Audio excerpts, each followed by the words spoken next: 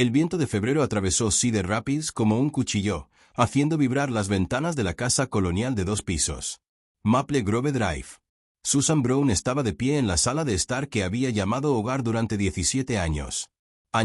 Observando al inspector inmobiliario moverse metódicamente por cada habitación con su portapapeles y su linterna.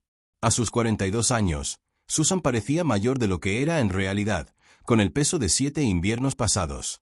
La búsqueda de su hija desaparecida quedó grabada permanentemente en las líneas alrededor de sus ojos. Señora Brown, llamó Tom. Henderson, el inspector, desde abajo. ¿Podría bajar un momento al sótano?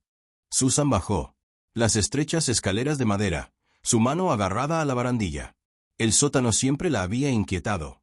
Un laberinto de paredes de hormigón sin terminar y tuberías expuestas que Richard, su ex marido, había prometió renovar, pero nunca lo hizo. Después de que Melissa desapareció en octubre. En 2002, Susan había evitado este espacio por completo, incapaz de librarse de la sensación que algo no andaba bien. Henderson estaba de pie cerca de la pared del fondo, golpeándose los nudillos contra la hormigón en un patrón rítmico. ¿Oyes eso?, preguntó, moviendo la mano por la superficie. Sólida, sólida, sólida. Hueco. Volvió a golpear y el sonido cambió claramente. Hay un vacío detrás de esto. Muro, quizás de 3 pies de profundidad. Esa no es una construcción estándar para una casa construida en 1985. El pulso de Susan se aceleró. ¿Qué significa eso? Podría no ser nada. Fundación vieja. Asentándose, un área de almacenamiento sellada. Henderson sacó su cinta métrica, calculando las dimensiones. Pero lo extraño es que las dimensiones exteriores de tu sótano no coinciden con las interiores. Te faltan unos 40 pies cuadrados de espacio. Marcó una X en la pared con tiza. Justo aquí. Susan tocó el frío hormigón, sus dedos temblando. Richard hizo algunos trabajos aquí en 2001. Dijo que estaba reforzando los cimientos después de la inundación. Henderson examinó la pared más de cerca, pasando la linterna por los bordes. Señora Brown, ¿ves esta costura? Esta sección se vertió por separado de la cimentación original. Alguien añadió esta pared deliberadamente. Presionó la palma de la mano contra diferentes secciones. Y si no me equivoco, hay una puerta aquí. Acaba de ser sellado con revestimiento de hormigón. ¿Puedes abrirlo? Henderson dudó. Creo que deberían llamar a la policía primero. No. La voz de Susan era aguda, lo que lo sorprendió. Ambos. He vivido en esta casa durante 7 años, sin saber que esto estaba aquí. Necesito saber qué hay detrás de ese muro ahora. 20 minutos después, Henderson había cincelado. Apartó lo suficiente el revestimiento de hormigón para revelar lo que había sospechado, un marco de puerta de acero, con una cerradura de pestillo pintada de gris para armonizar con los cimientos. La puerta en sí era de tipo industrial, del tipo se utilizaba como almacén o cuarto de seguridad. No fue un trabajo de bricolaje, Henderson dijo. La instalación profesional probablemente costará unos miles. Las manos de Susan temblaban mientras Henderson usaba una palanca para abrir el mecanismo de la cerradura debilitada. La puerta crujió, resistiéndose. Entonces, de repente, cedió con un chirrido metálico. Salió un aire frío, con un olor a humedad que le revolvió el estómago a Susan. Apretar. Henderson iluminó la oscuridad con su linterna y ambos se quedaron paralizados. La habitación oculta tenía aproximadamente 8 pies de ancho y 12 pies de largo, con paneles de yeso que cubren las paredes de concreto y una sola. Una bombilla desnuda colgaba del techo. En la esquina había un colchón individual con una manta rosa y morada. Edredón, cuyo patrón Susan reconoció al instante porque lo había comprado para el cumpleaños número 13 de Melissa. Un pequeño estante de madera contenía libros, peluches y un reproductor de CD portátil. En el suelo, cerca del colchón, había una mochila llena de parches de bandas. La misma mochila que Melissa había estado cargando el día que desapareció. Susan se tambaleó hacia adelante. Sus piernas apenas soportaban su peso. Ella recogió la mochila con manos temblorosas, abriéndola y encontró las pertenencias de Melissa, su identificación de estudiante de Kennedy. Escuela secundaria, Un cepillo para el cabello con mechones del cabello oscuro de su hija todavía enredados en las cerdas. Un bote de agua medio vacío. Botella. Melissa había estado aquí en su propio sótano. Mientras Susan dormía arriba, mientras Richard afirmaba estar buscando por el vecindario. Mientras toda la comunidad de Cedar Rapids organizaba grupos de voluntarios para la búsqueda, Melissa había estado justo ahí. La voz de la señora Brown Henderson era suave pero urgente. Necesitamos llamar a la policía. Ahora. No toques nada más. Pero Susan ya lo había visto. Una espiral. Cuaderno sobre el colchón, su cubierta morada decorada con la distintiva letra de Melissa. Propiedad de Melissa Brown. Soldado, no entré. Susan abrió, con la vista nublada por lágrimas al reconocer la letra de su hija en la primera página. 15 de octubre de 2002. No entiendo qué está pasando. Él dijo. Esto es temporal.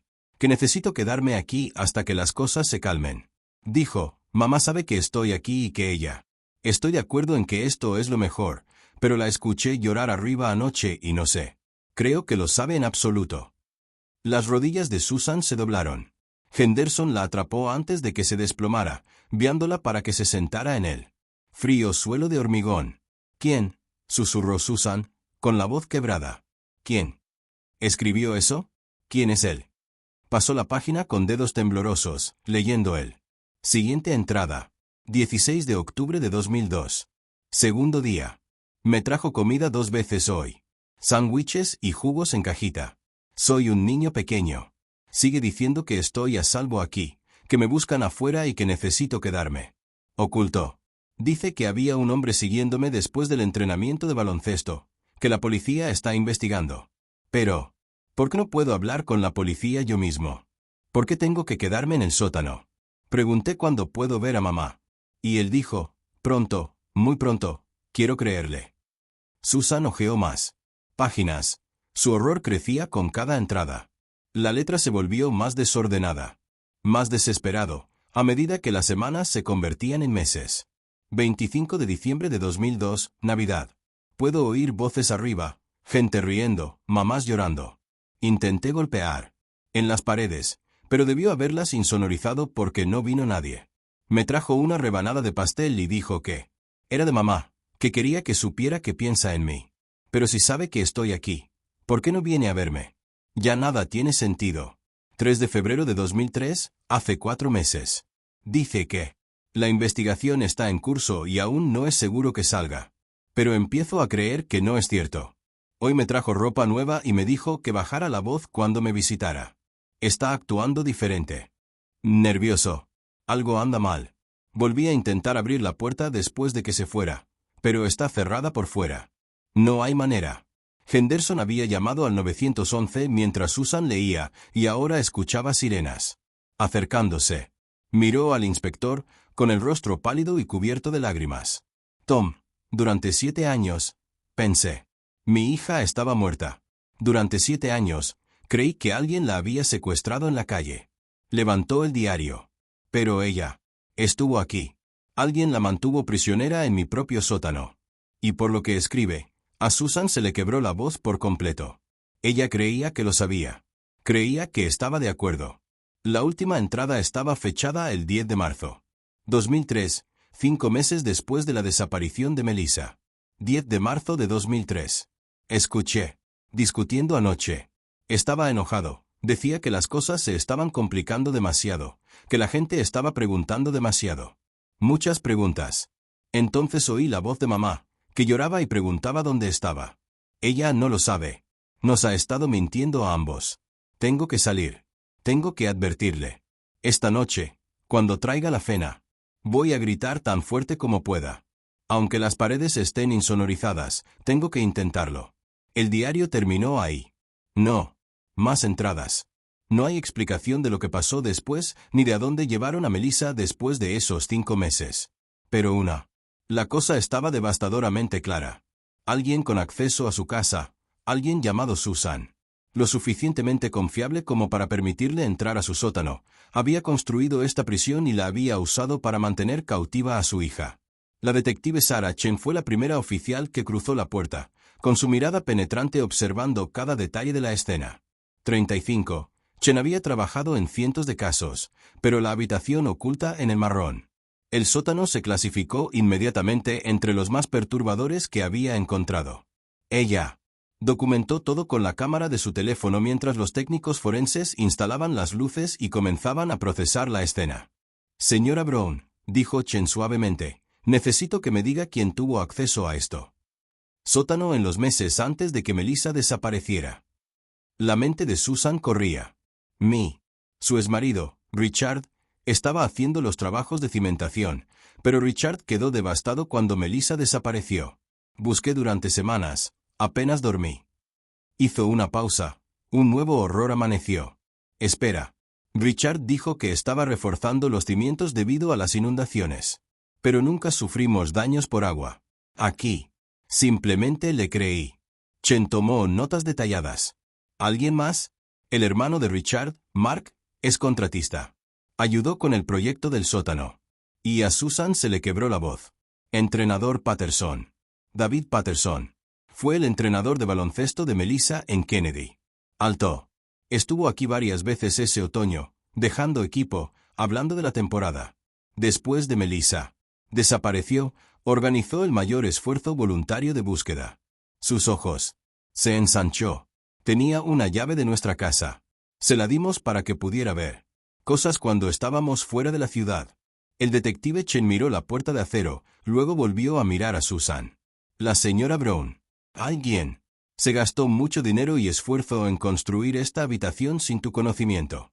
Instalaron insonorización, ventilación y un mecanismo de cierre diseñado para mantener a alguien dentro. Esto no fue impulsivo. Fue planeado, construido y ejecutado por alguien que tenía acceso y tiempo. Ella sostuvo la mirada de Susan. Y según el diario de su hija, ella sabía quién era. Lo llamaba él. A lo largo de estos entradas, alguien a quien reconoció y en quien inicialmente confió. Susan sintió que su mundo.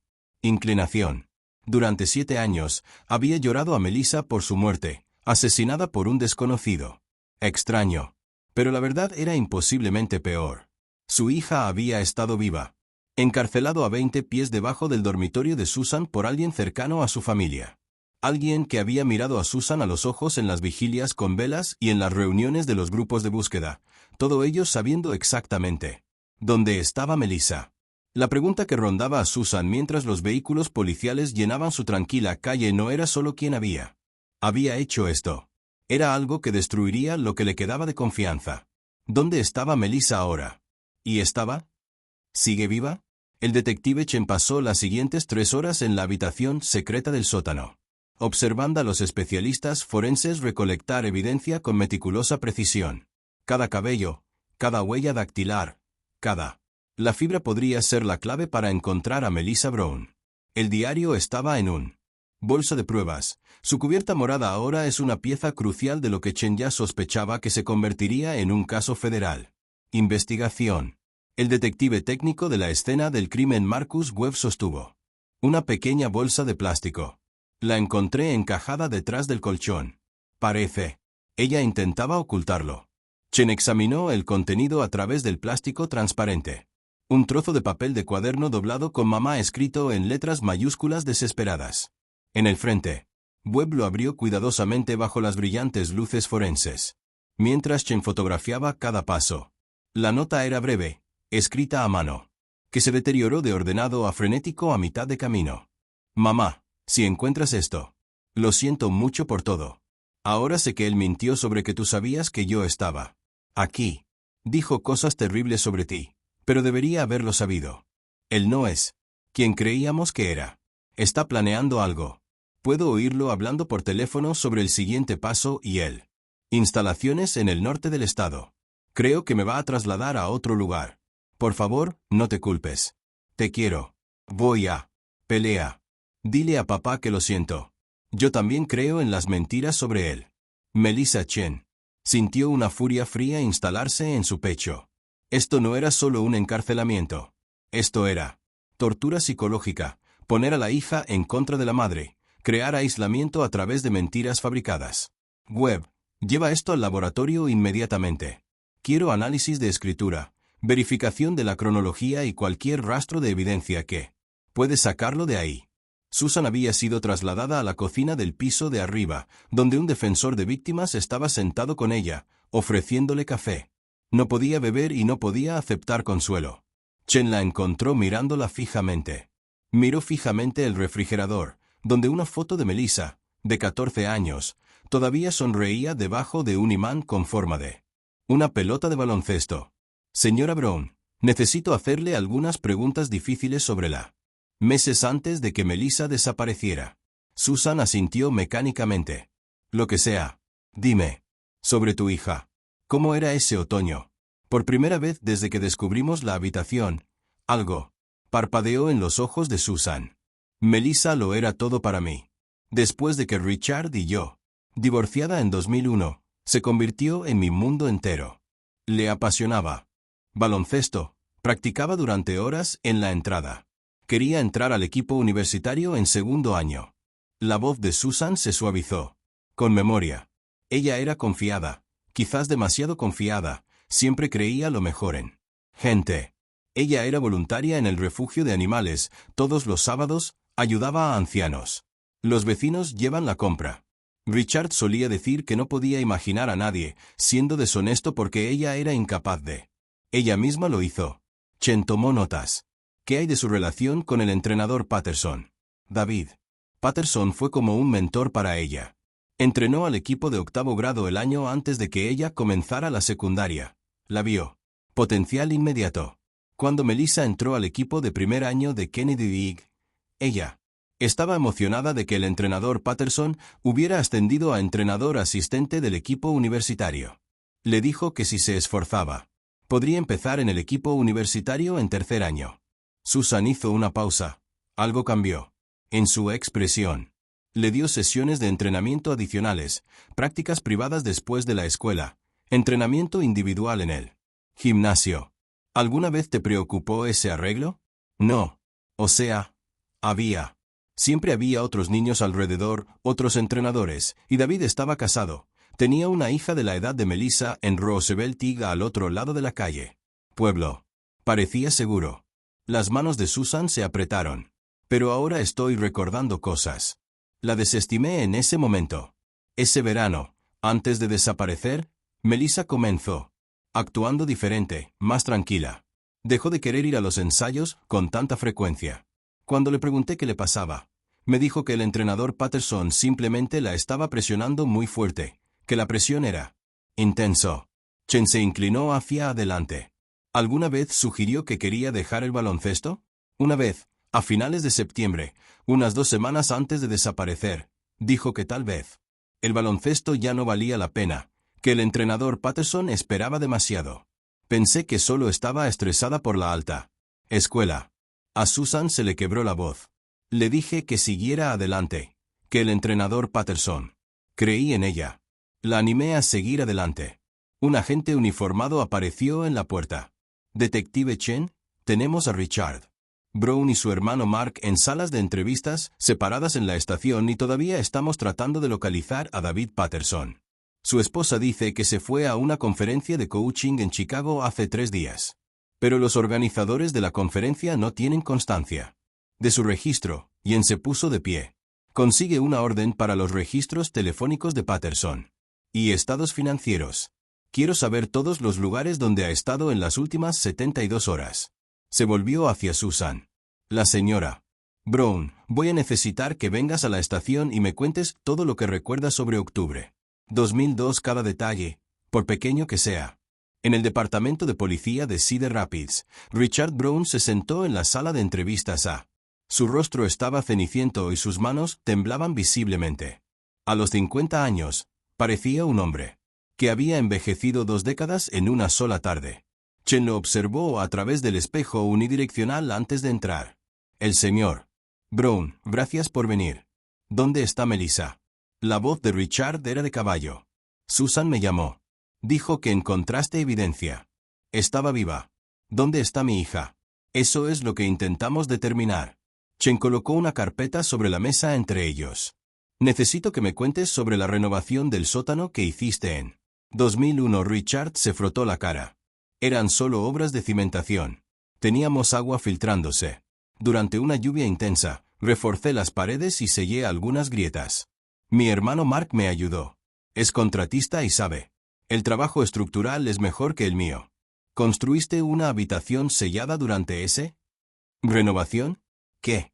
No. ¿Por qué construiría una habitación sellada?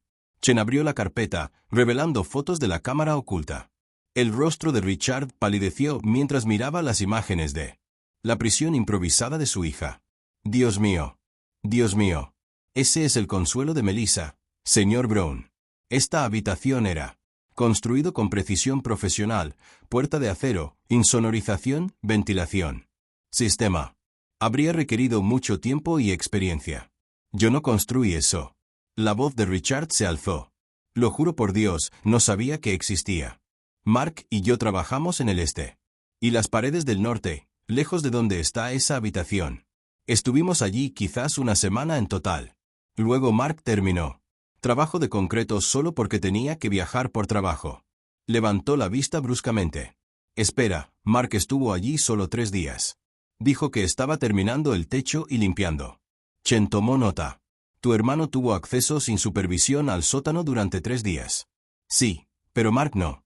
Él es mi hermano. Amaba a Melissa. La certeza de Richard flaqueó. ¿No? En la sala de entrevistas B, Mark Brown mostró un comportamiento diferente. A sus 45 años. Estaba musculoso y tranquilo. Sus manos de contratista estaban cruzadas sobre la mesa. Chen notó que aún no había preguntado por Melissa. Señor Brown, cuénteme sobre la renovación del sótano de su casa de su hermano. Mark asintió con facilidad. Cimentación estándar. Sellado algunos. Grietas, puntos débiles reforzados. Nada complicado. ¿Instalaste alguna estructura adicional? ¿Cómo qué? Como una habitación sellada con una puerta de acero. La expresión de Mark no cambió, lo que Chen encontré más revelador que el pánico. No. ¿Por qué haría eso? Chen deslizó las fotos por la mesa. Mark los miró. Por un instante, algo brilló en sus ojos. Reconocimiento. Esto estaba en el sótano de Richard. ¿Me estás diciendo que no sabes de esta habitación? Te digo que vertí hormigón. Donde Richard me dijo que vertiera el hormigón. Si hay una habitación detrás de esa pared, que alguien más lo construya. Mark se reclinó en su silla. Deberías estar hablando con David Patterson. Ese tipo estuvo en la casa constantemente ese verano, siempre. Buscando excusas para pasar a visitarla cuando Susan no estaba en casa. Chen agudizó su atención. ¿Qué quieres decir? Estaba trabajando un día cuando apareció Patterson. Dijo que necesitaba dejarle el equipo de baloncesto a Melissa, pero Susan no estaba en casa y Melissa estaba en la escuela. Preguntó si podría esperar adentro. Le dije que volviera más tarde, pero Mark se detuvo. Lo vi. Salió del sótano unos 20 minutos después de que volví al trabajo. Dijo que solo estaba revisando su teléfono en él. Sombra. ¿Pero por qué bajar al sótano a revisar el teléfono? Chen mantuvo una expresión neutral. ¿Cuándo fue esto? Finales de agosto, quizá principios de septiembre de 2001. Año antes de que Melissa desapareciera. La cronología estaba tomando forma. Si Patterson tuvo acceso a la casa durante el periodo de renovación, podría haber coordinado con alguien para construir la habitación o haberla construido él mismo durante esos visitas inexplicables al sótano. Chen pensó en las entradas del diario de Melissa, en cómo se había referido a su captor como él, con una familiaridad que sugería que era alguien a quien conocía bien, alguien a quien había inicialmente confiable. Señor Brown, ¿dónde estaba usted el 15 de octubre de 2002? Trabajo en Iowa City. Tengo hojas de horas. Testigos. No estaba cerca de Cedar Rapids cuando Melissa desapareció. Chen tomó más notas. Su mente analizaba las posibilidades. La habitación requería planificación, recursos y, lo más importante, acceso. Mark tuvo acceso durante construcción. Patterson tuvo acceso a través de su relación con Melissa y la llave de la casa que Susan le había dado. Richard había estado viajando con frecuencia por trabajo. Cualquiera de ellos podría haber construido la habitación, pero solo uno habría tenido razón para seguir volviendo a mantener la prisión para manipular a una adolescente haciéndole creer que su propia madre la había abandonado. Ella. Su teléfono vibró con un mensaje de texto de la estación. La tarjeta de crédito de Patterson se usó en un motel a las afueras de Des Moines hace 2 horas. Unidades en camino. Chen se levantó bruscamente. El señor Brown, no te vayas de la ciudad. Al salir de la sala de entrevistas, los instintos de Chen se cristalizaron en certeza. David Patterson no estaba en una conferencia de entrenadores. Estaba corriendo. ¿Y hombres qué? Por lo general, los que corrían lo hacían porque tenían algo devastador que ocultar. La pregunta era si corría solo o si después de 7 años Melissa Brown estaba con él. El Sleepy Hollow Motel se encontraba junto a la Interestatal 80, a 40 minutos al oeste de Des Moines, con su letrero de neón parpadeante. Tarifas por hora de publicidad y cable gratuito. El detective Chen coordinó con Iowa. La policía estatal desde su vehículo, observando a los oficiales establecer un perímetro alrededor de la habitación 117 donde se encuentra el crédito de David Patterson. La tarjeta se había usado 3 horas antes. Todas las unidades en posición. Se escuchó la voz por su radio. El vehículo del sujeto. Confirmado en el lote. Honda Accord plateado, placas de Iowa. Chen apretó la manija de su puerta. Después. 7 años. Quizá por fin tengan respuestas. A mi entender. 3, 2, 1. Los oficiales forzaron la puerta con eficacia demostrada. Chen lo siguió al interior, con el arma desenfundada, e inmediatamente sabía que algo andaba mal. La habitación estaba vacía, salvo por una bolsa de lona sobre la cama, cuyo contenido se desbordaba. Ropa, artículos de aseo y una computadora portátil aún encendida. Patterson había estado aquí recientemente. La ducha aún estaba húmeda. El aire estaba cargado de humedad. Corrió. Iowa. El policía estatal Williams revisó el baño y el armario. Probablemente nos vio preparándonos, pero Chen estaba mirando fijamente. Pantalla de la computadora portátil, con la sangre helándose. El historial del navegador mostraba búsquedas de boletos de ida a México, servicios de identificación falsa y lo más inquietante, cómo desaparecer para siempre. Se desplazó más atrás y encontró algo que le hizo parar el corazón. Carpeta etiquetada como archivos de proyecto que contiene docenas de fotos. Las imágenes mostraban niñas, todas ellas de entre 13 y 16 años, fotografiadas en lo que parecían habitaciones en el sótano, similares a la que encontraron en la casa de Susan Brown. Diferentes ubicaciones, diferentes chicas, pero la misma configuración inquietante. Colchones sobre pisos de concreto, mínimos. Muebles, cerraduras visibles en puertas de acero. Cada foto estaba etiquetada con un nombre y un año. Jennifer 1999. Ashley 2000. Kale 2001. Melissa 2002. Dios mío. Williams miró a Chen. Hombro. ¿Cuántas hay? Chen contó rápidamente. 14 niñas diferentes en un lapso de 8 años. Hizo clic en una subcarpeta denominada transferencias y se encontraron hojas de cálculo que documentan fechas, ubicaciones y cantidades de dinero. Las cifras oscilan entre $15,000 y $30,000 por entrada. No estaba trabajando solo. Chen sacó su teléfono y marcó el número. Comisaría de Cedar Rapids. Habla el detective Chen. Necesito la intervención del FBI. Inmediatamente. Estamos investigando tráfico interestatal, múltiples víctimas y enviaremos un equipo forense al motel. Patterson.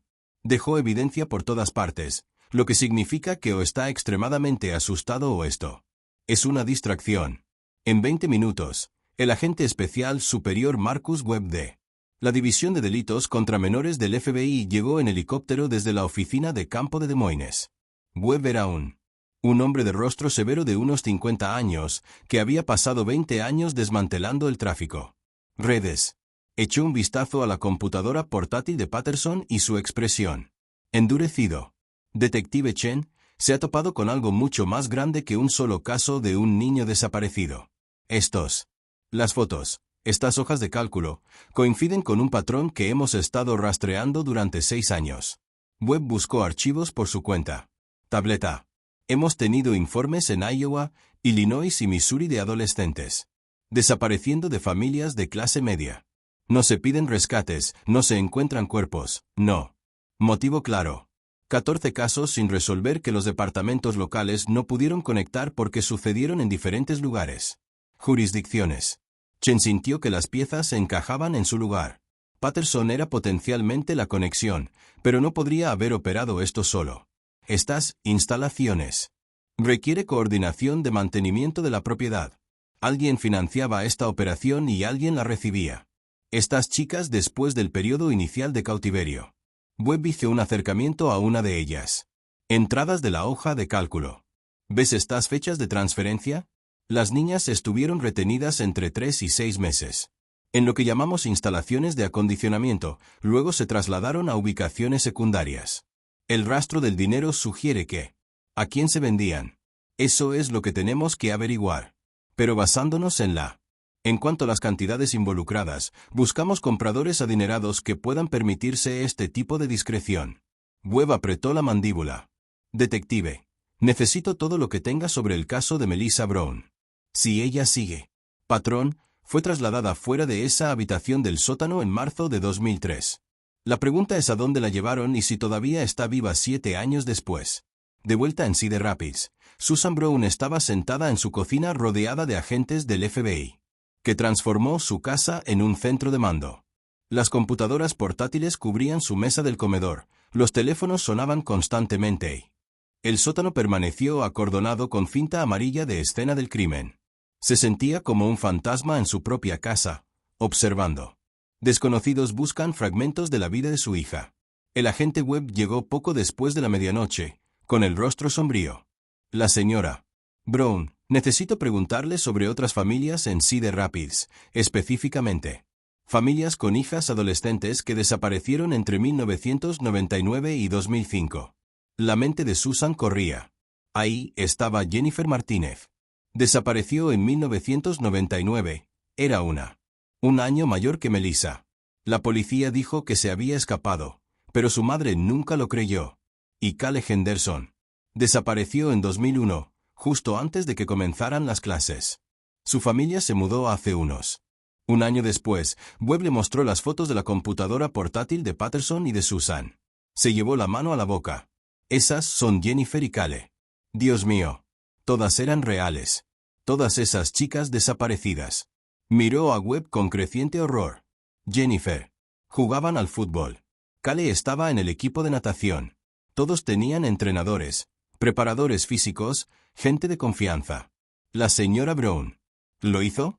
El entrenador Patterson trabaja con otros programas de deportes juveniles además de Kennedy y Basketball. Entrenó campamentos de verano y campamentos multideportivos para estudiantes de secundaria. Siempre estuvo reclutando, siempre encontrando chicos con talento.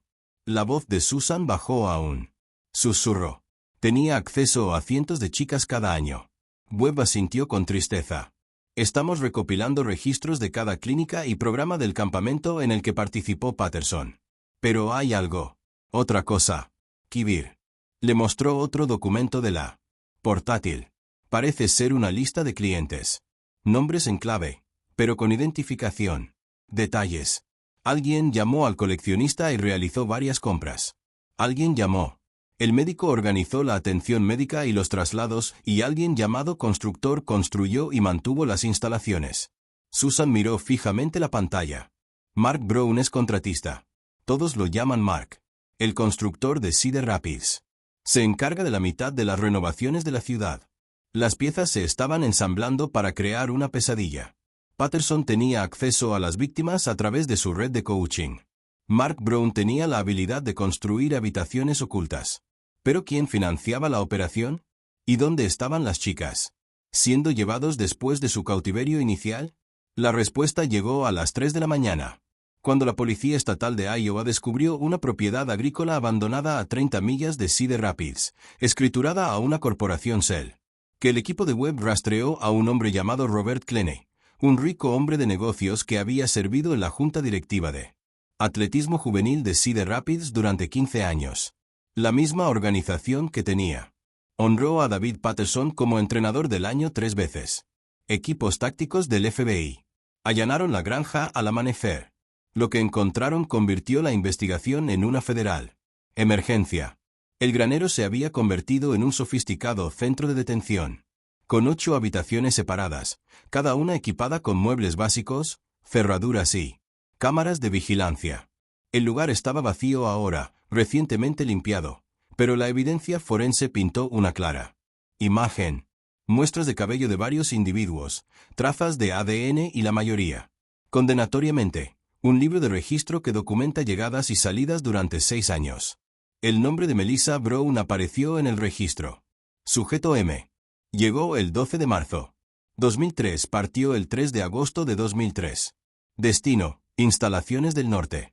Norte. Instalación. Webb estudió el libro de registro con atención. Esa frase aparece 14 veces. En todos los registros de transferencia. Estas chicas no se vendían a compradores individuales.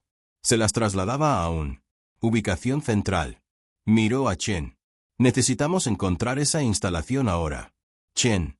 El teléfono vibró con un mensaje urgente del laboratorio forense. Análisis de ADN del.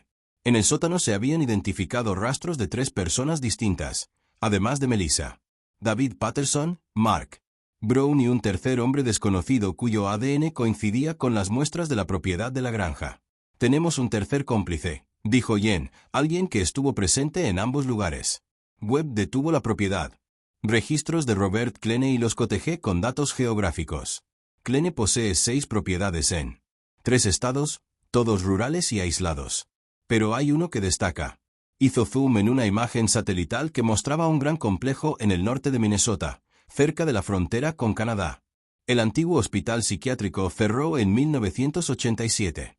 Klene lo compró en 1998 a través de otra corporación Cell. La propiedad incluye el edificio principal del hospital, las dependencias del personal y 60 acres de bosque. Tierra. Chen sintió una fría certeza invadirla. Ahí es donde la llevaron. Ahí es.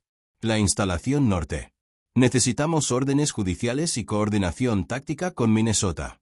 Las autoridades y los equipos médicos están en espera, dijo Webb, y ya están buscando su teléfono. Si hay víctimas retenidas allí, estamos ante un caso complejo. Operación de rescate. Susan irrumpió en la habitación, con la mirada perdida.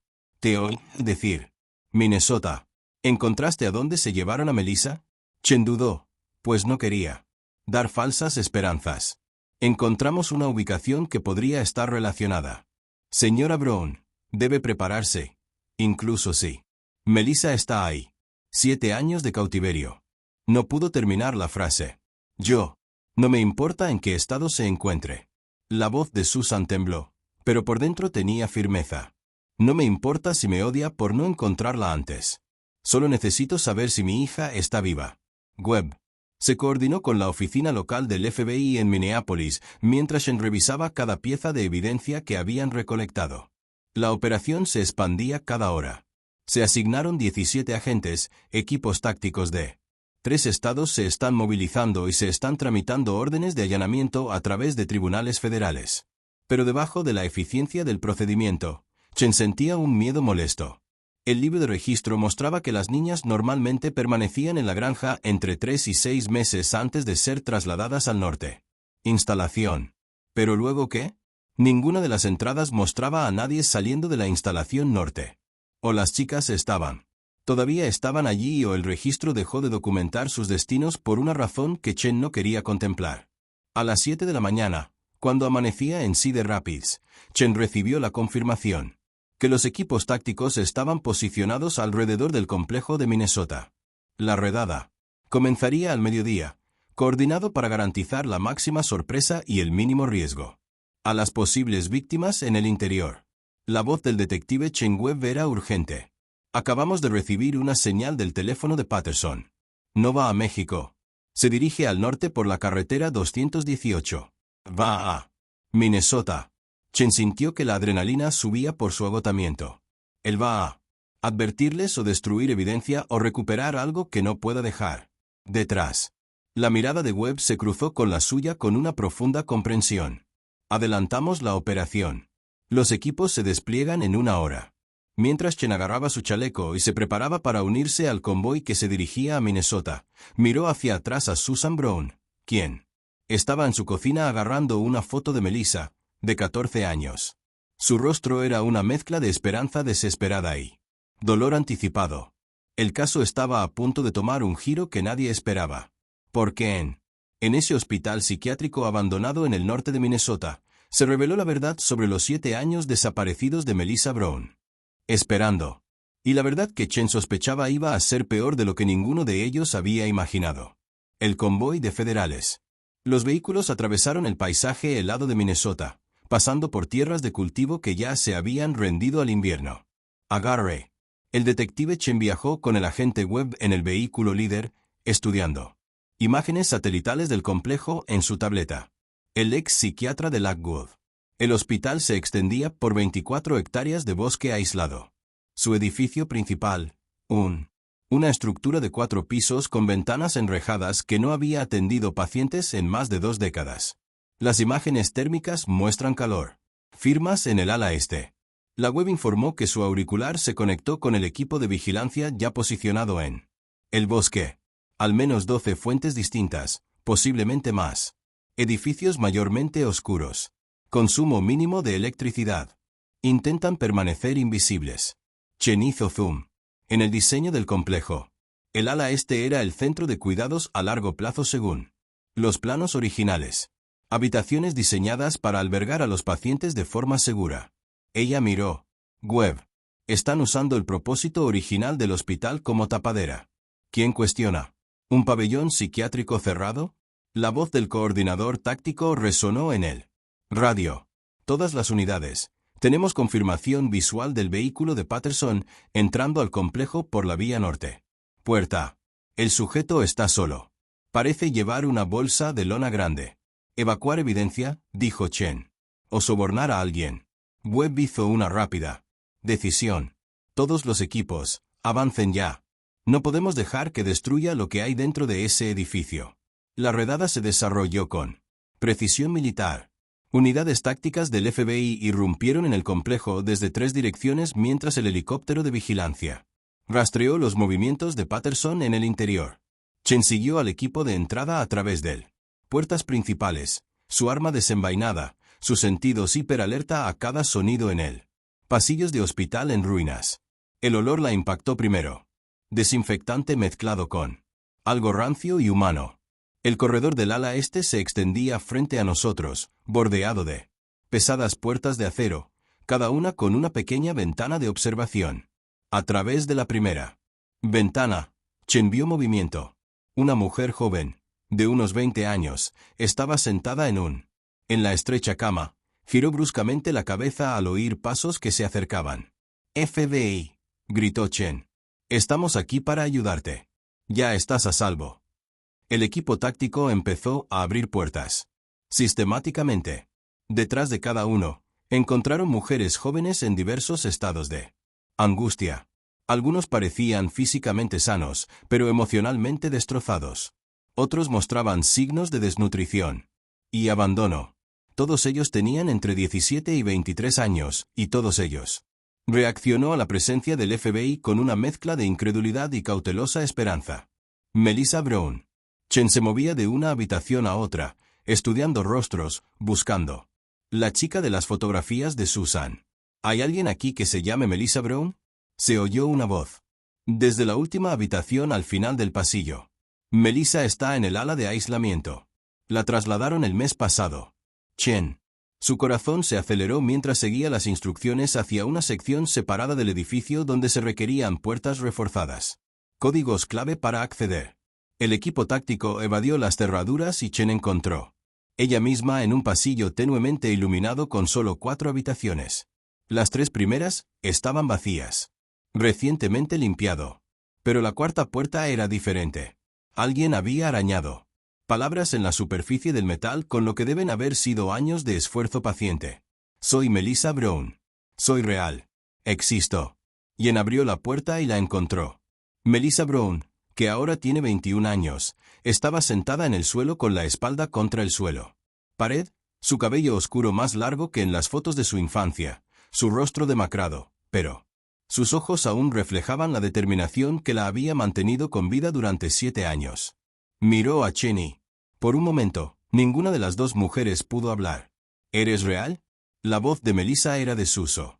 ¿O es otra prueba? Chen enfundó su arma y se agachó lentamente. Soy real. Me llamo Detective Sara. Chen.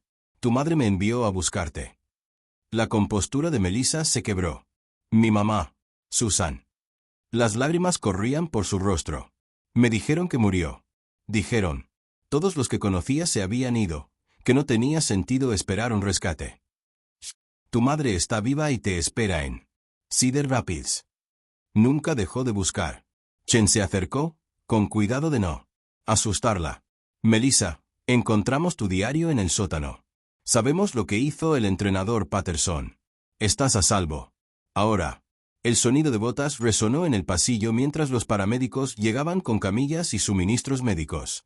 Chen ayudó a Melissa a ponerse de pie, notando lo inestable que estaba, como su cuerpo se había adaptado a años de confinamiento con movimiento mínimo. ¿Cuántas chicas hay aquí?, preguntó Chen con suavidad. 13 ahora. Hay. Antes eran más, pero a veces se llevan a las chicas. Lo llaman graduación. Nunca los volvemos a ver. La voz de Melissa se redujo a un susurro. Creo que la graduación significa algo terrible. Webb apareció en la puerta, su expresión más oscura de lo que Chen jamás había visto. Detective, encontramos a Patterson. Estaba en el ala administrativa intentando. Prendió fuego a archivadores llenos de registros. Lo detuvimos, pero logró destruir algunos documentos. Hizo una pausa. Y encontramos a alguien más. Robert Klene estaba aquí, escondido en el sótano. Tenía un maletín lleno de pasaportes y dinero en efectivo.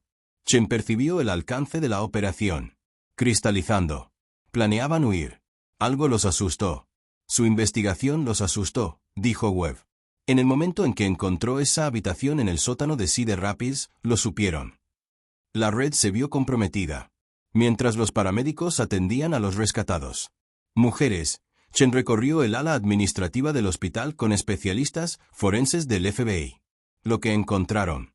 Pintó un cuadro de horror sistemático. Los registros que sobrevivieron a la muerte de Patterson. El intento de incendio documentó una operación de una década que había procesado a más de 40 mujeres jóvenes a través de este centro. El expediente de cada niña contenía información detallada. Información, lugar de captura original, descripción física, comportamiento. Evaluaciones y notas inquietantes sobre el progreso del entrenamiento y las preferencias de los clientes. Los registros financieros eran igualmente condenatorios. La operación había generado más de $2 millones con fondos distribuidos entre múltiples conspiradores. Pero la revelación más impactante provino de una caja fuerte cerrada en la oficina de Klein. En el interior había contratos con membretes de agencias de adopción, redes de hogares de acogida e incluso algunos documentos legítimos. Instalaciones médicas. La red de tráfico no había operado en la sombra. Se había escondido a plena vista, usando instituciones respetadas como cobertura. Vendían a estas niñas como trabajadoras domésticas, novias por correspondencia, en algunos casos. Casos a parejas desesperadas por tener hijos que no preguntaban sobre la documentación. Webb le explicó a Chen.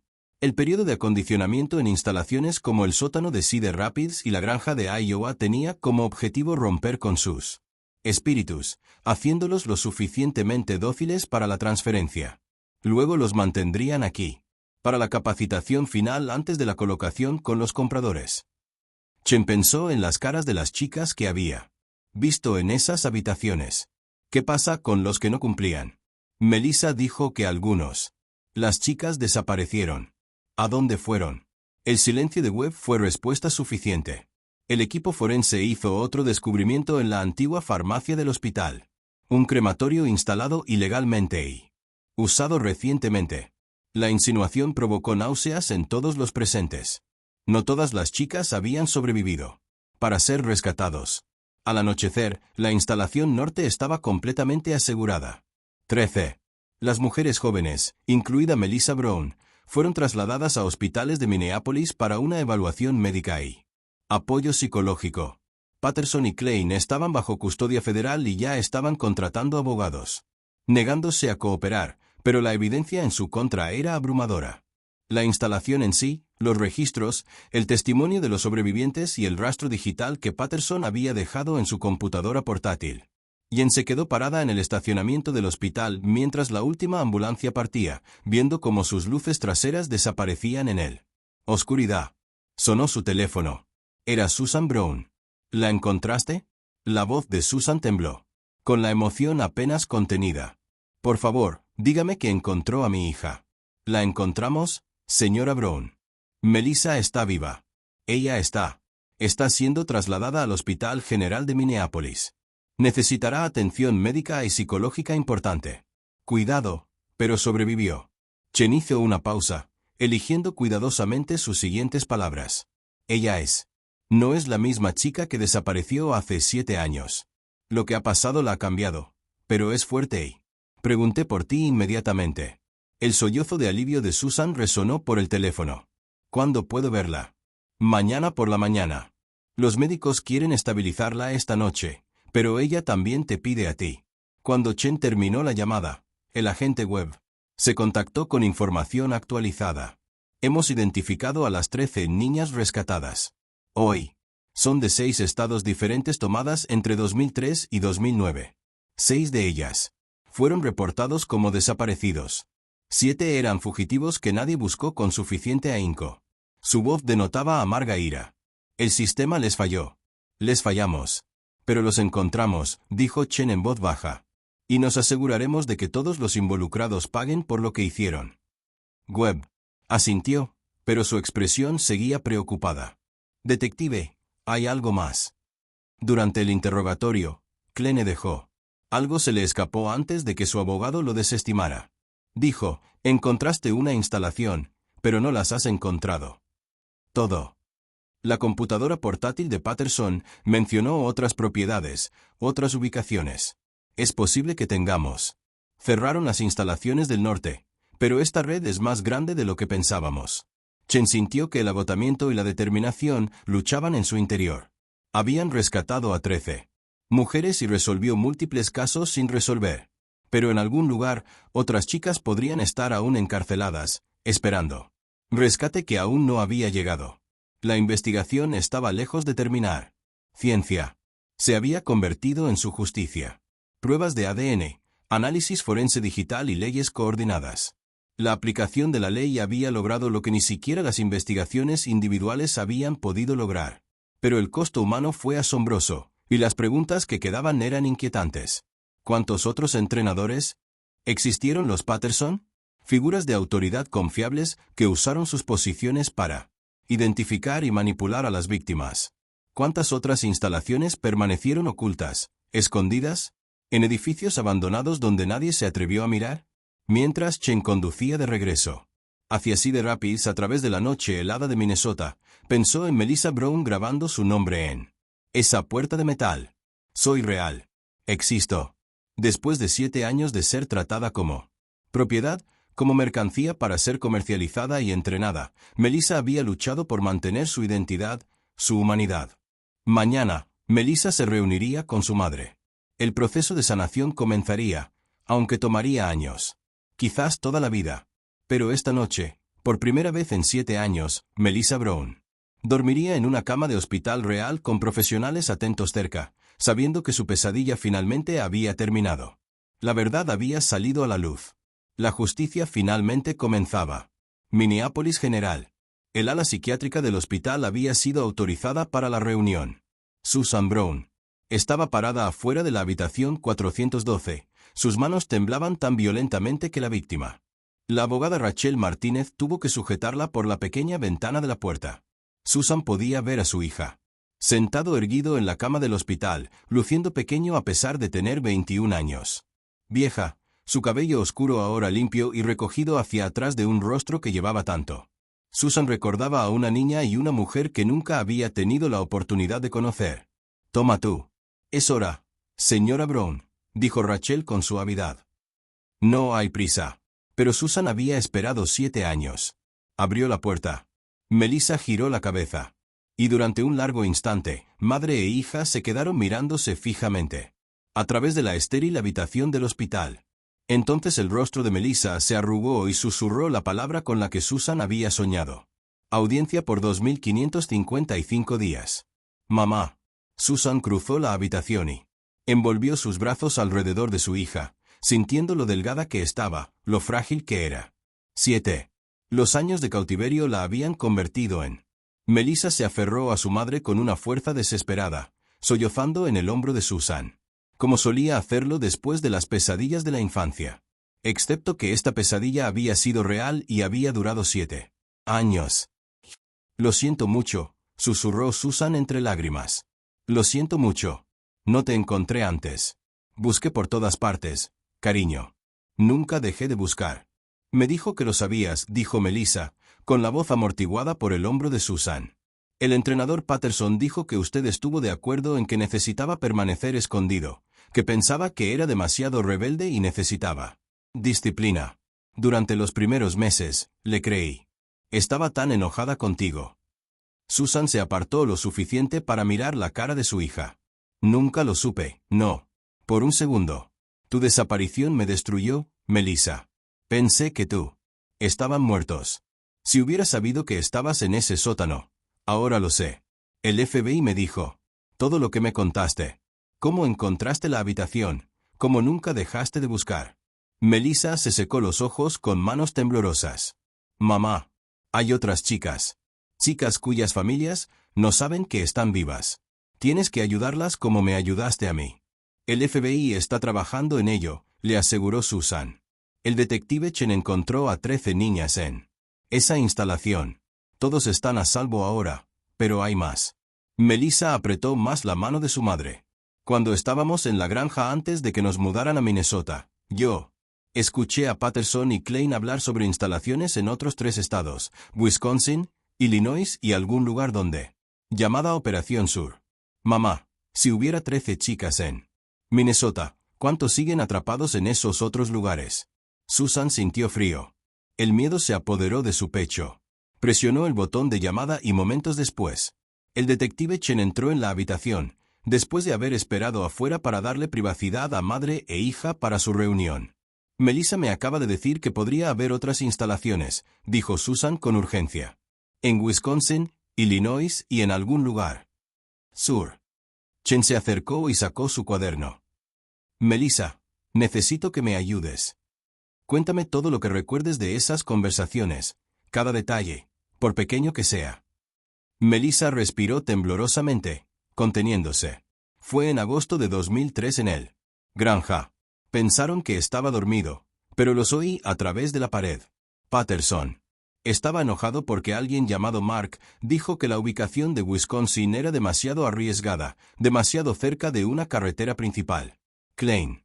Dijeron que lo necesitaban operativo porque la demanda estaba aumentando. Mencionaron a un médico que estaba montando el Illinois. Instalación, alguien con experiencia en la gestión de clínicas médicas privadas. La pluma de Chen voló por la página. ¿Lo hicieron? ¿Mencionaste algún nombre? Ciudades. Patterson mencionó algo sobre el lago de Ginebra en Wisconsin y el doctor. Lo llamaban Dr. Sterling. Lo recuerdo porque Klein bromeó sobre el nombre, que era de calidad de Sterling. A Melissa le tembló la voz. Se rieron de nosotros, como si fuéramos inventario. Chen inmediatamente salió al pasillo para comunicarse con el agente web por radio con el nuevo información. En cuestión de minutos, los equipos del FBI estaban obteniendo registros de propiedad de los área del lago Ginebra y búsqueda de bases de datos de licencias médicas para cualquier persona nombrada. Sterling con conexiones con Klein o Patterson. De regreso en Cedar Rapids, Mark Brown estaba sentado en su sala viendo el noticiero vespertino sobre la redada de Minnesota. Su esposa, Linda, se había acostado. Hace una hora, agotada de llorar tras enterarse de la implicación de su cuñado en la trata de personas. El teléfono de Mark vibró con un mensaje de Richard. Dicen que ayudaste a construir esas habitaciones. Dime que no es cierto. Mark borró el texto sin responder. Caminó hasta su taller en el sótano, a la caja fuerte escondida detrás de su armario de herramientas y sacó un teléfono desechable que guardaba para emergencias. Marcó un número de memoria. La operación está comprometida, dijo. Dijo cuando alguien respondió. Minnesota se fue. Tienen a Patterson y a Klein. Necesito una extracción. La voz al otro lado era tranquila. Clínica. La extracción no es posible. Tú. Conocía los riesgos. Eliminen las pruebas y prepárense para la defensa legal. Tengo información, dijo Mark, alzando la voz. Con pánico. ¿Puedo darles ubicaciones, nombres?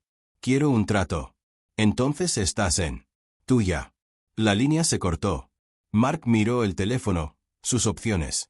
Se estrechaba a cada segundo. Podría escapar, pero el FBI lo encontraría en cuestión de días.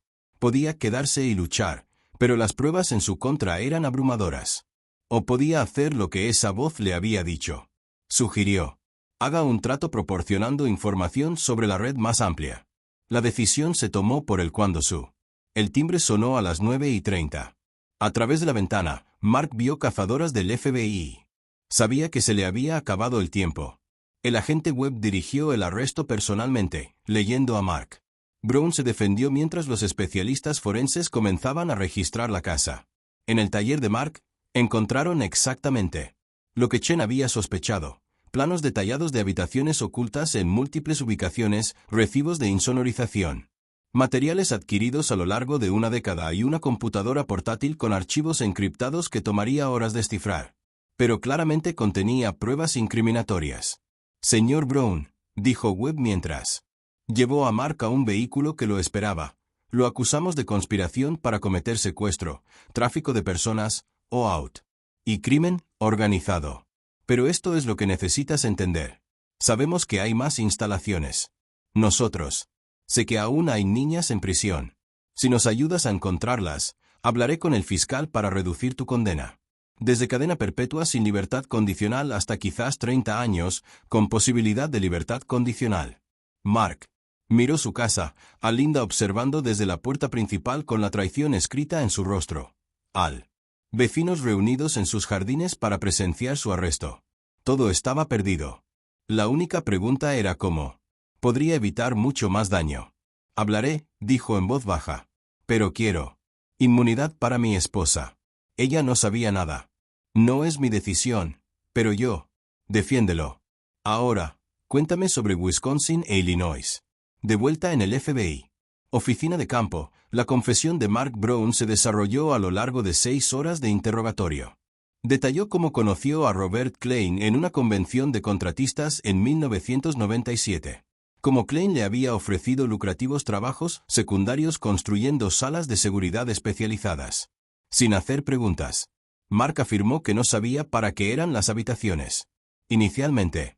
Pero en el año 2000, después de ver a Patterson entregar a adolescentes a la.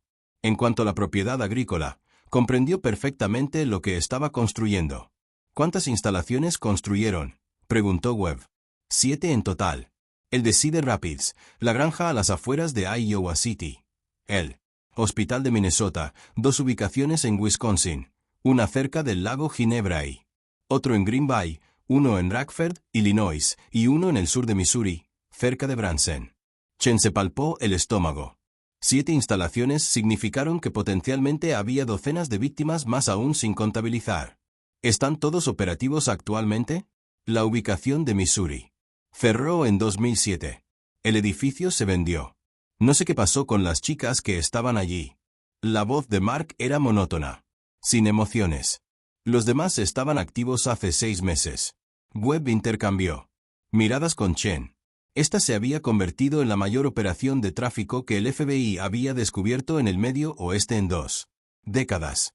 La coordinación requerida, el número de conspiradores involucrados, la magnitud del sufrimiento infligido fue asombrosa. ¿Quién más está involucrado?, preguntó Chen. Exigió. Patterson. Klein. ¿Usted, el doctor Sterling? ¿Quién más? Mark dudó. Luego pareció tomar la decisión final de cooperar plenamente. Hay un abogado en Chicago que se encarga de la adopción. Papeleo. Un sheriff de Wisconsin que ignora el traslado de niñas a través de las fronteras estatales. 3 más. Médicos que brindan atención médica en diferentes centros. Y está el financiero, el que coordina pagos de los compradores. Lo llaman el contador. Su verdadero nombre es Thomas Beaterbe. Vive en Des Moines, Iowa. La confesión continuó durante toda la noche. Al amanecer, los equipos del FBI en 4 los estados estaban ejecutando redadas coordinadas en cada ubicación que Mark había identificado. El alcance de la operación no tuvo precedentes. 200 agentes se desplegaron simultáneamente y los equipos tácticos abrieron brechas. 6 instalaciones en un lapso de 15 minutos para evitar que cualquier conspirador advierta. Otros En las instalaciones de Green Bay se registraron 8 víctimas. En Lake Geneva, 6. En Radford había 11 personas, incluidas 2 hermanas que estaban desaparecidas desde 2005. Cuando se completaron todas las redadas, se había rescatado a otras 38 mujeres jóvenes. Sus edades oscilaban entre los 16 y los 24 años. Algunos habían estado cautivos durante menos de un año. Otros, como Melissa, habían soportado casi una década de prisión. El detective Chen. Estuve en las instalaciones de Radford, viendo a los paramédicos atender a las niñas que habían sido rescatadas de habitaciones casi idénticas a el que encontraron en el sótano de Susan Brown. Su consistencia era escalofriante. Quien diseñó esta red había creado un modelo sistemático y replicable de trata de personas disfrazado de tratamiento de salud mental o custodia protectora. Sonó su teléfono. Era Susan. Detective, acabo de ver las noticias. 38 chicas más porque encontramos a Melissa. Sí, dijo Chen, con la voz cargada de una emoción que rara vez se permitía mostrar. Porque nunca se rindió, señora Brown. Porque seguiste buscando respuestas incluso cuando todos los demás ya habían seguido adelante. En el Hospital General de Minneapolis, Melissa vio la misma cobertura de noticias, lágrimas. Corría por su rostro mientras veía a chicas que habían compartido su pesadilla cargadas de drogas. En ambulancias envueltos en mantas, finalmente a salvo. Rachel Martínez se sentó junto a ella, ofreciéndole apoyo silencioso. Son libres gracias a ti, dijo Rachel. Suavemente.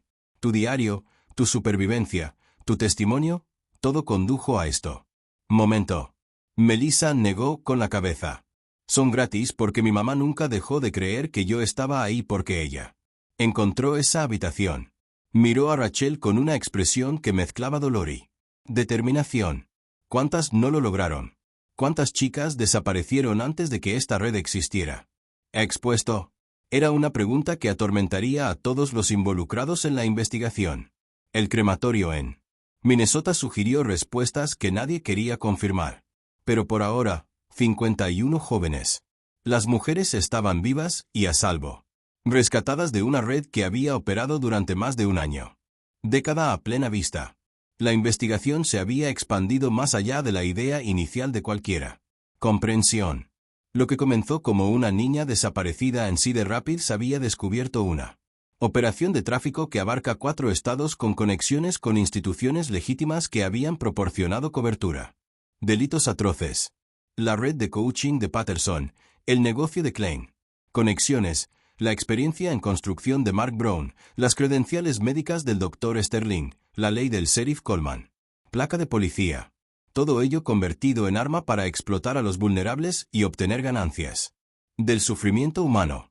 Pero la red se estaba derrumbando ahora, desmantelada sistemáticamente por los mismos sistemas que la habían. No lograron proteger a estas niñas inicialmente.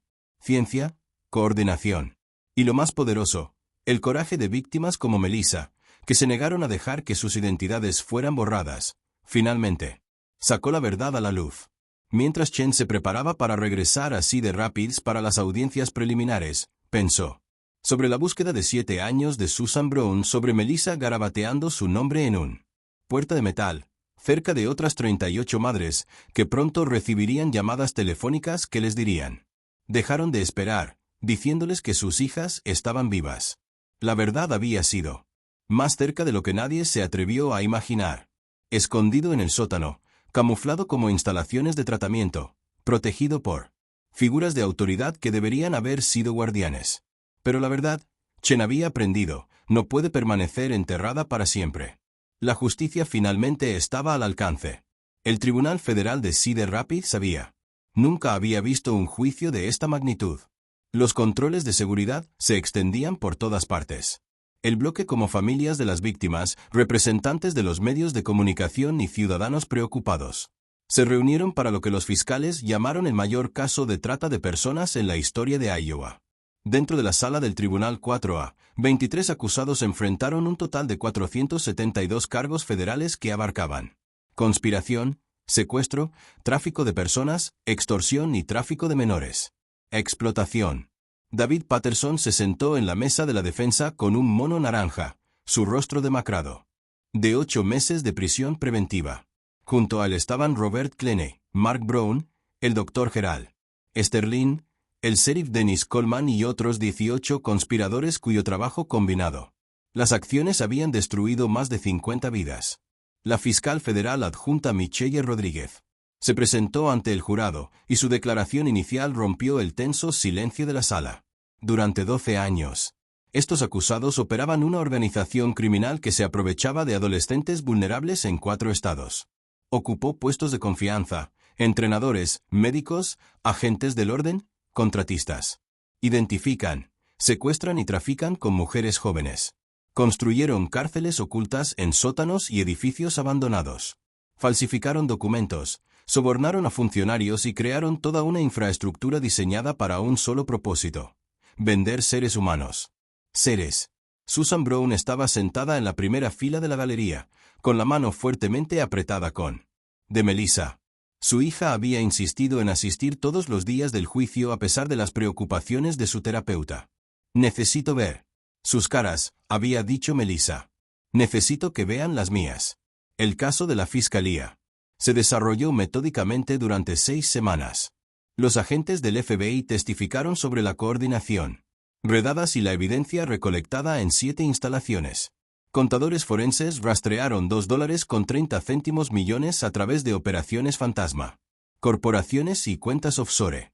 Expertos en informática forense presentaron los archivos de la computadora portátil de Patterson que muestran la documentación metódica de las víctimas y transacciones.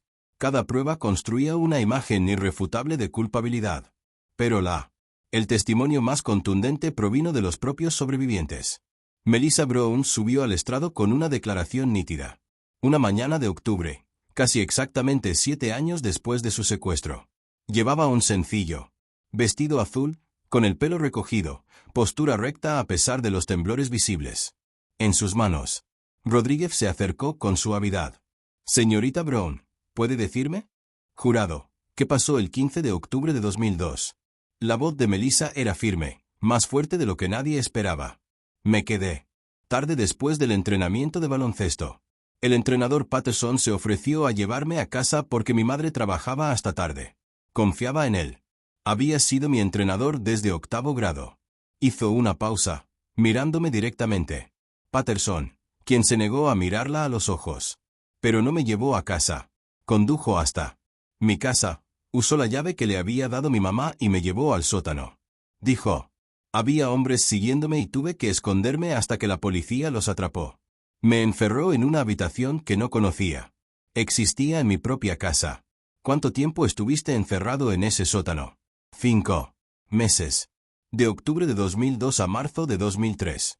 Las manos de Melissa apretaron al testigo. Me visitaba 2 veces al día con comida y mentiras. Me dijo que mi madre sabía que estaba allí. Me mostró policías falsos. Informes sobre investigaciones en curso. Dijo que mi padre había abandonado la búsqueda. Él me aisló psicológicamente antes de moverme físicamente. Rodríguez presentó el diario de Melissa como evidencia y se leyeron pasajes en voz alta. Al jurado. Varios jurados se secaron las lágrimas al escuchar a Melissa, de 14 años. Entradas desesperadas. Su confusión sobre por qué su madre no la veía. Su lenta comprensión de que todo. Patterson le dijo que el plan era quebrantarla. ¿Qué ocurrió en marzo de 2003? Me trasladó a una granja en las afueras de Iowa City. Había otras chicas allí, 12, todas entre 14 y 19 años. Las mantenían en habitaciones separadas, pero a veces podían oírse llorar por la noche. La voz de Melissa temblaba, pero no se rompió. Patterson y Klein nos dijeron que nos estaban capacitando para ubicarnos con familias que los cuidarían mejor de nosotros que nuestros padres. Lo llamaban rehabilitación. Blanco, pero no era rehabilitación. Fue un condicionamiento. Nos enseñó a ser silenciosos, dóciles, invisibles. ¿Alguna vez sufriste daño físico? Estábamos desnutridos, nos negaron atención médica por enfermedades, castigadas con aislamientos si desobedecíamos. Melissa sostuvo la mirada de Rodríguez. Y algunos. Las chicas se enfrentaron a cosas peores. Oí gritos de otras habitaciones. Las chicas desaparecieron. Nos dijeron que habían conseguido mejores puestos. Pero sabíamos que algo terrible estaba sucediendo. El abogado defensor de Patterson intentó socavar el testimonio de Melissa durante el interrogatorio, sugiriendo que sus recuerdos estaban distorsionados por el trauma, que había entendido mal las intenciones del acusado. Pero Melissa se mantuvo firme. Tenía 14 años. Viejo, encerrado en una habitación del sótano durante 5 meses, luego encarcelado en 2 más.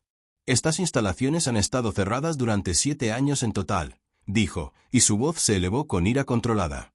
No entendí mal nada. Entendí perfectamente que me estaban tratando como una propiedad, como una mercancía. Y sobreviví porque nunca olvidé quién era realmente. Otros 12 sobrevivientes testificaron sobre el caso. Días siguientes. Jennifer Martínez, quien había estado desaparecida desde 1999 y pasó una década en cautiverio.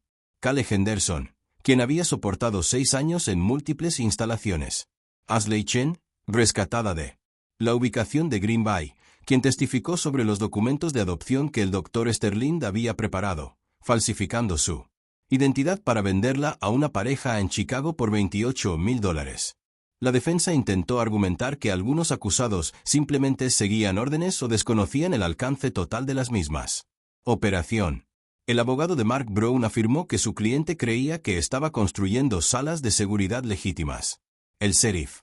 El abogado de Coleman sugirió que había sido manipulado por criminales más sofisticados. Pero la fiscalía.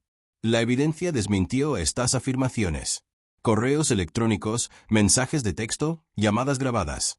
Las llamadas y los registros financieros demostraron que todos los acusados entendieron exactamente en los que estaban participando.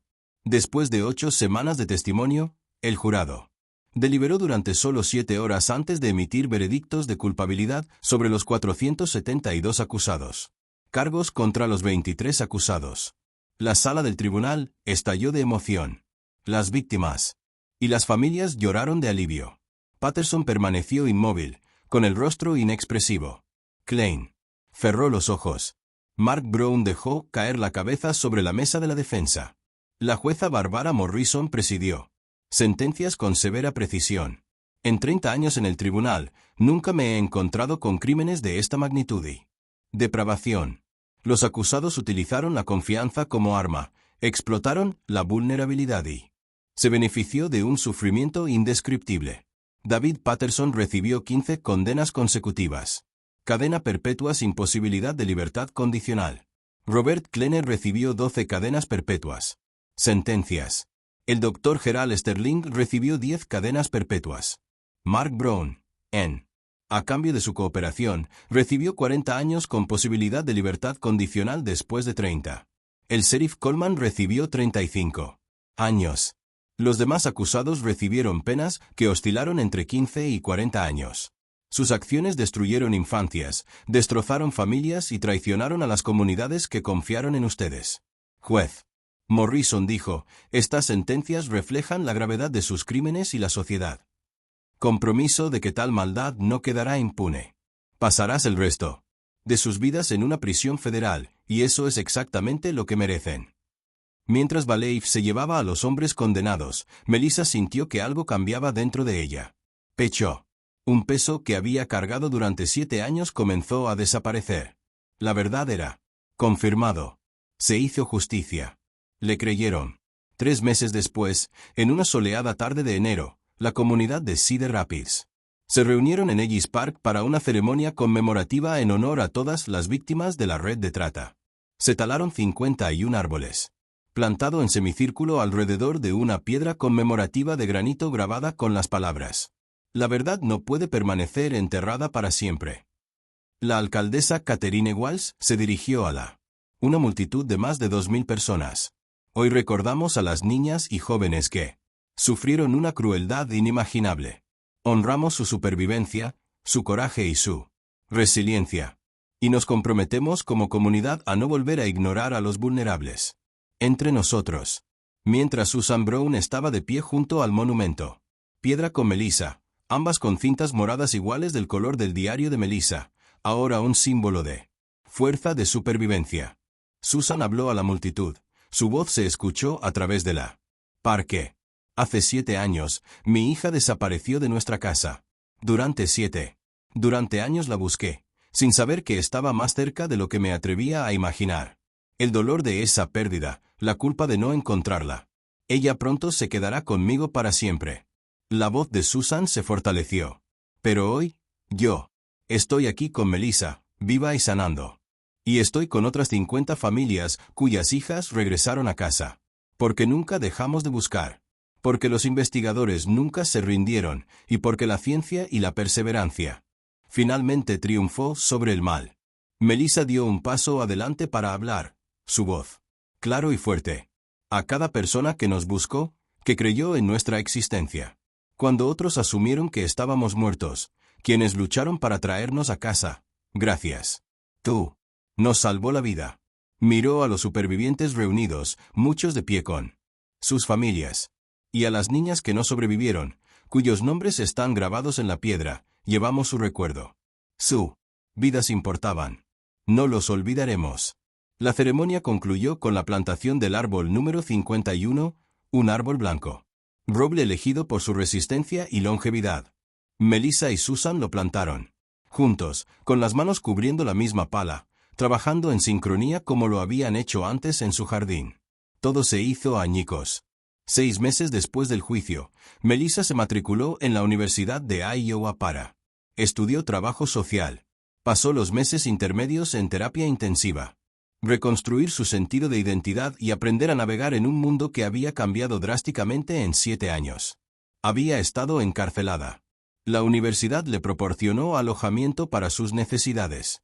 Y los servicios para víctimas la ayudaron a adaptarse a la vida universitaria. Susan había vendido la casa de Maple Grove. No podía. Vivía en un lugar con ese sótano y compré una casa estilo rancho más pequeña al otro lado de Cedar Rapids.